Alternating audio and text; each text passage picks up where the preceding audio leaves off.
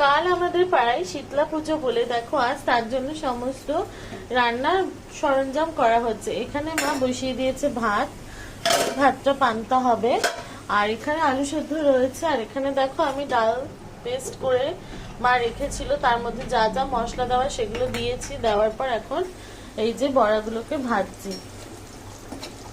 তো দেখো এই বড়াগুলো দেওয়া হয়ে গেছে, নিচের গুলো ছেড়ে যাবে আস্তে করে, তখন ওপরে হালকা হাতে এই যে উল্টিয়ে নেব।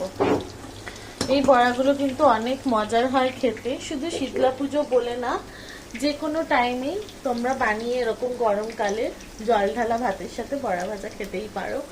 আমার কিন্তু অনেক ভালো লাগে, আর সারাটা বছর অপেক্ষা করে থাকি শীতলা পুজোর জন্য। তো যাই হোক, চলো, বিশেষ কিছু কারণে হয়তো কালকে আমি পুজো অ্যাটেন্ড করতে পারবো না, কিন্তু যেগুলো নিয়মাবলী আছে, বিধিনিষেধ আছে, সেগুলো তো করতেই হবে। তো এই আর কি, চলো টাটা।